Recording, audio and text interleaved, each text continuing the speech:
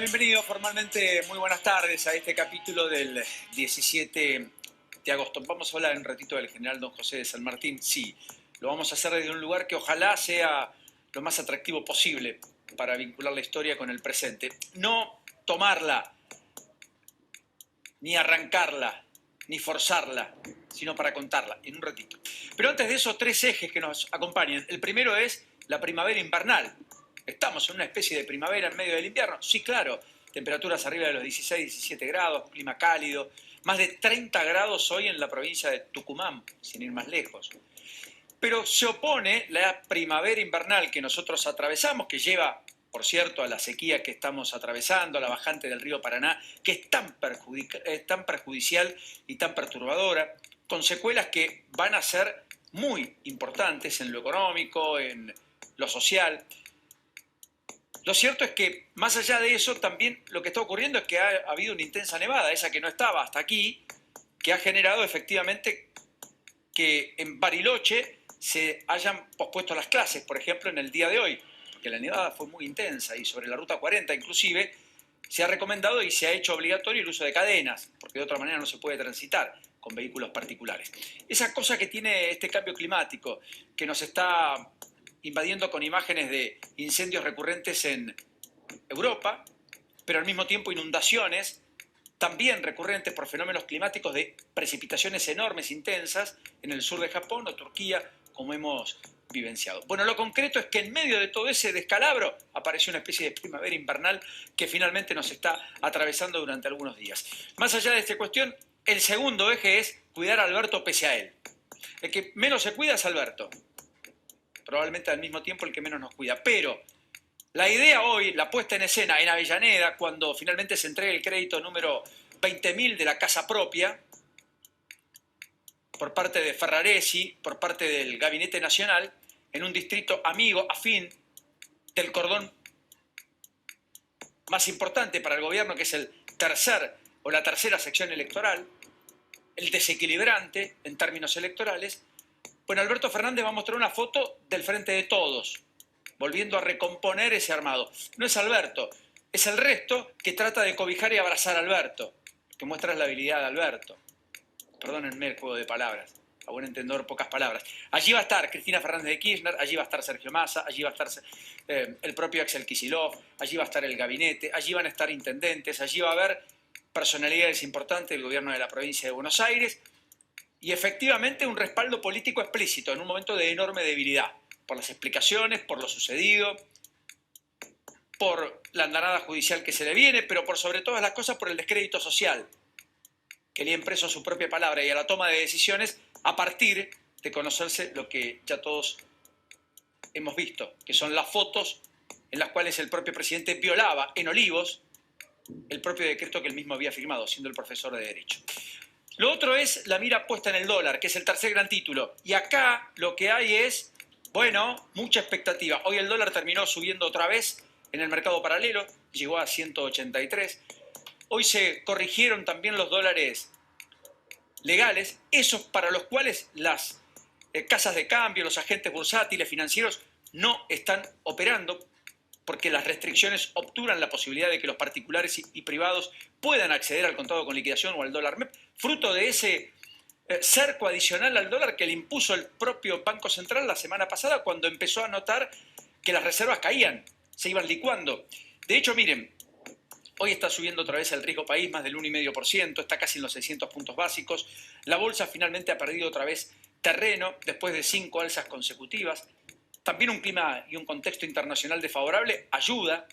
Las tecnológicas en los Estados Unidos están perdiendo fuerza. Se ha ralentizado la actividad económica en China. El impacto de la variante Delta podría generar más cierres y efectivamente otra vez enfriamientos en los niveles de actividad económica. Bueno, todo eso lleva a que el mundo esté más convulsionado. A la Argentina le pega particularmente porque Argentina está mirando el dólar en un contexto preelectoral, cosa recontra habitual, que es la contracara de salir del peso, y porque además Guzmán empezó a tener algún problema que veremos cómo lo resuelve, que es el de financiar la deuda local con instrumentos en pesos en el mercado doméstico. Lo venía haciendo hasta que hace 15 días no logró juntar lo que fue a buscar. no le prestaron los inversores, ni siquiera los institucionales, lo que el propio Guzmán demandó. Por lo tanto, mañana hay una nueva licitación de bonos, de títulos públicos de la Argentina para renovar deuda. Allí va a intentar buscar con instrumentos de más corto plazo y más tentadores en términos de tasa de interés, con un piso del 34.5% de interés anual, poquito por encima de lo que paga cualquier banco para las colocaciones de plazo fijo de los particulares, tentar a los inversores institucionales locales para que pongan la plata allí y se queden en peso y no dolaricen cartera. O sea, está haciendo dos cosas. Primero, impedir la dolarización, o limitarla, o reducirla a la mínima expresión. Y por otro lado, tentarlos con instrumentos más tentadores, con más tasa, a más corto plazo, en pesos, para que los inversores validen la política cortoplacista del propio gobierno, que finalmente ha entrado en modo electoral, con un plan urnas más que evidente en medio de lo que uno podría denominar una especie de plan primavera de cara a la elección del 12 de septiembre, que en realidad tiene un capítulo central allá por el 14 de noviembre, que es el definitorio, el que elige diputados, el que pone eventualmente senadores. Así que el dólar nos está acompañando, porque además fija expectativas, porque le pega de lleno a los precios, porque además en la Argentina, cada vez que el dólar se mueve, la gente entiende que algún problema hay. Y efectivamente por eso el gobierno está con la mirada muy atenta. En momentos de vacas flacas, de poca liquidación de exportaciones, como los segundos semestres habitualmente ocurren, con inversión extranjera directa muy disminuida y con un gobierno que está amacándose para administrar la escasez. Con más de 500 millones de dólares que el Banco Central perdió, las reservas en el transcurso del mes de agosto, en lo que va de agosto, después de haber juntado divisas todo el tiempo hasta el mes de julio. Algo quebró allí, o algo se quebró. Bueno, básicamente la incertidumbre electoral, sumado a los problemas internacionales, más los temas domésticos no resueltos, más un plan que a todas luces le está imprimiendo un estrés adicional al día después de las elecciones, generan el caldo de cultivo para ese dólar que finalmente termina moviéndose en ascenso y perturbando al propio gobierno.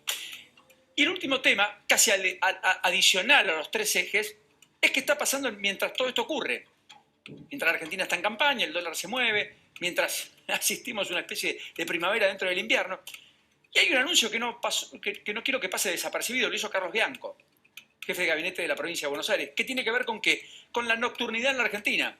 Porque a todo esto nos pasa con una baja ostensible de casos, con muertos o decesos que empiezan a estar por debajo de lo que venían estando, con un sistema menos tenso de unidades de terapia intensiva ocupadas con pacientes COVID, que están en los niveles más bajos de los últimos 4 meses, aunque aún son más de 3.500 los que se debaten entre la vida y la muerte, y con la perspectiva de que la variante Delta está al caer, como dijo el propio Quirós. Falta muy poco tiempo para que sea de circulación comunitaria, pero mientras tanto no lo sea, hay un relajamiento extremo, y la demostración más cabal es el anuncio de hoy, por si se lo perdieron. Bianco les dice a los intendentes que ahora la nocturnidad puede ser extendida como tope hasta las 3 de la mañana. Sí, hasta las 3 de la mañana. Aunque, si los intendentes lo reclaman y lo piden, podrían ser ampliados, aunque lo debe autorizar provincia. Lo decía de esta manera. Justamente por la consulta y por el pedido de muchos intendentes, fundamentalmente del interior, pero también del conurbano, es establecer un horario de cierre obligatorio de las actividades de nocturnidad a las 3 de la mañana. En el decreto nacional no se pone ninguna restricción horaria a las actividades.